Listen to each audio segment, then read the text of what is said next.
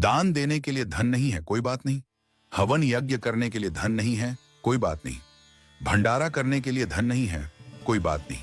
किसी भूखे को खाना खिलाने के लिए धन नहीं है, कोई बात नहीं। लेकिन जो मैं आपको बता रहा हूं, यदि आपने यह कर लिया तो ईश्वर आपसे प्रसन्न हो जाएंगे।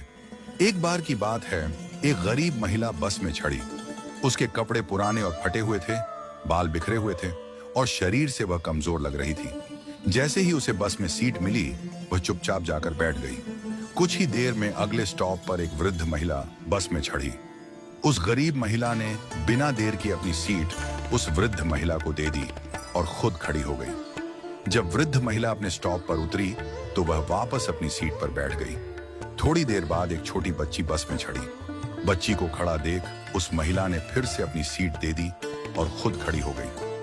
बच्ची का स्टॉप आने पर वह वापस अपनी सीट पर बैठ गई। इसके बाद एक गर्भवती महिला आई।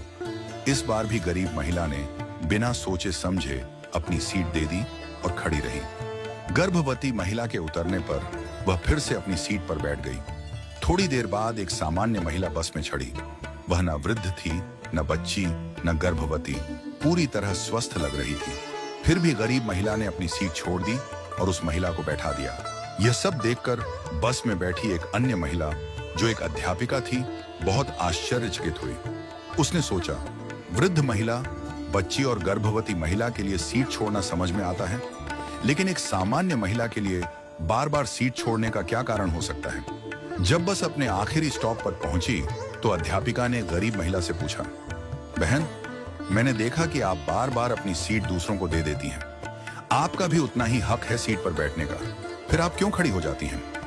गरीब महिला मुस्कुराई और बोली, मैडम, मैं दूसरों के घरों में बर्तन साफ करती हूँ, खाना बनाती हूँ, झाड़ू पोछा करती हूँ। मेरे पास अधिक धन नहीं है कि मैं किसी को दान दे सकूं, भंडारा कर सकूं, हवन यज्ञ कर सकूं या किसी भूखे को भोजन करवा सकूं। लेकिन मेरे पास मेरे कर्म हैं और मैं अपने कर्मों से दान करने की कोशिश करती हूँ। उसने आगे कहा, मेरे अच्छे कर्म ही मेरे ईश्वर के खाते में बैंक बैलेंस बढ़ा रहे हैं। इन्हीं कर्मों के कारण मेरा परिवार सुखी है। मेरे बच्चे पढ़ाई करते हैं, मेरा पति मेहनती और समझदार है। हमारे पास बहुत अधिक नहीं है, पर जो है उसमें हम खुश हैं। जब मैं अपने आसपास देखती हूँ तो पाती हूँ कि लोग कितने दुखी हैं, लेकिन मेरे अच्छे कर्मों की वजह से दुख मेरे जीवन में नहीं आता। उस महिला की बातों से अध्यापिका की आंखों में आंसू आ गए। उसने कहा, मैं स्कूल में बच्चों को शिक्षा देती हूँ, पर आज असली शिक्षा तो तुमने मुझे दी है। आज से तुम मेरी शिक्षिका हो। तुम्हारा बहुत बहुत धन्यवाद।